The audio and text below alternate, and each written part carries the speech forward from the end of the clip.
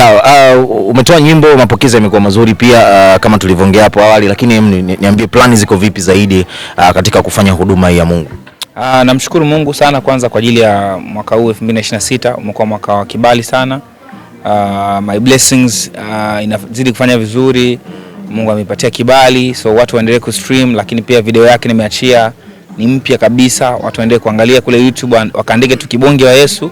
Watakutana na huo wimbo, watakutana na nyimbo nyingine nyingi sana ambazo zitafanyika baraka kwenye maisha yao. Lakini mwaka huu pia projects zingine zinaendelea, huduma za hapa na pale zinaendelea pia. Kama Pasaka hii nitakuwepo pale Mbeya, so watu wa Mbeya tukutane Mbeya hapo, tugimbe, tumtukuze Mungu kwa pamoja. Na mimi itakuwa baraka sana. As you know, Mbeya ni nyumbani, Mbeya ndio ambako kumenilea. So nafurahi sana kurudi tena nyumbani Mbeya, kumtukuza Mungu pamoja kwenye Pasaka hii. Lakini pia msisahau kusubscribe jamani kwenye YouTube channel yangu kama Kibonge wa Yesu, ili uwe wa kwanza kubarikiwa na nyimbo zangu kila nitakapokuwa naachia, kwa sababu this time around nitakuwa natoa back to back, so watu wakae tayari kubarikiwa. Hivi safari yako ya kwenda international umeanza tayari kwa level ambayo upo? International imeanza muda mrefu. Maangu kwanza kutoka nje ya nchi kwa 2019. Sasa msanii ili aambiwe kwamba wewe ni international artist, anatakiwa kuwaje? Msanii hata wa gospel, hata wa bongo flava, wewe unavyoelewa labda na muziki mingine. Inabidi kazi yake imeshafika nchi za nje. Ukifika tu huko nchi za tayari ni international. Kuna watu wanaamini labda usajiliwe na lebo kubwa fulani, kuna mashow fulani ukafanye, sio muziki kufika. Kwa sababu kama muziki kufika, kuna wasanii wengi muziki wao umefika. Kama ukifanya watu wa Singeli pia wana muziki yao inafika huko na Dubai wapi inasikilizwa.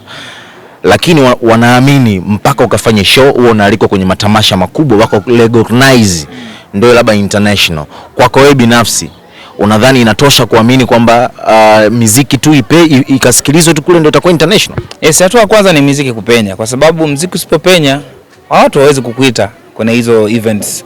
Kwa muziki kupenya, hiyo ni hatua ya kwanza, ndio kitu cha muhimu zaidi. Kwa sababu muziki usipopenya unaenda kuwaambia watu kitu gani, kitu ambacho hawakijui.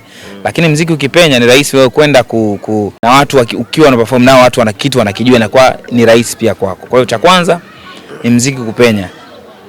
Mtu kwenda physically, hiyo ni hatua nyingine kabisa baadaye. Baadhi ya watumishi wanaamini kwamba kuna watumishi ambao wanamtumikia Mungu na uenda labda ni wachungaji, maprofeti, wana mionekano sana ya kidunia. Unakuta mchungaji amezingatia engo, mchungaji amekula glasi moja ya hatari, amekula pamba za kidunia, unakuta labda zile majeje kabisa yale. Hii inakaaje hii kwenu? Yaani wapi ambapo tulipo ni sahihi kufanya hivyo kwa watumishi ambao wanafanya hivyo?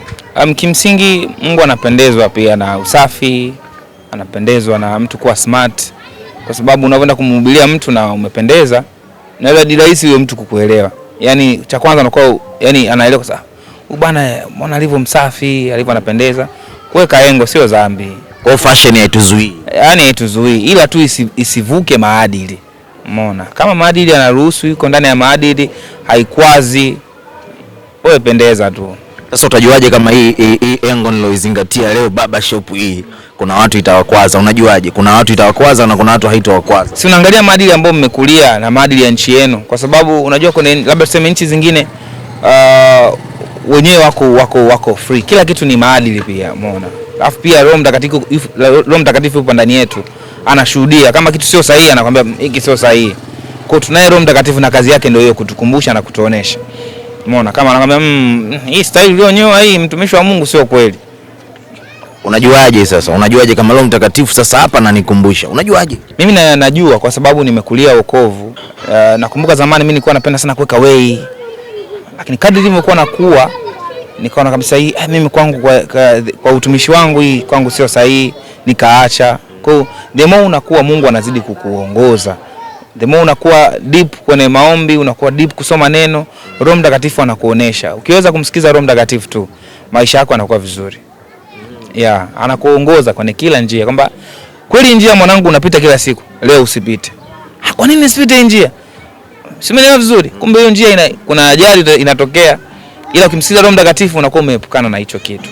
Sawa. Kibonge wa Yesu, shukrani sana kwa muda wako. Thanks for your time, na imekuwa bora sana mimi leo kukutana na watu wamejifunza mengi na wamejua hasa wewe ni mtu wa aina gani. Na hesabu baraka bado hazijakwisha, nafungua kurasa bado sijamaliza. I'm counting my blessings. I'm counting my blessings. Mimi naitwa Kibonge wa Yesu, unatazama DNA Television. God bless you.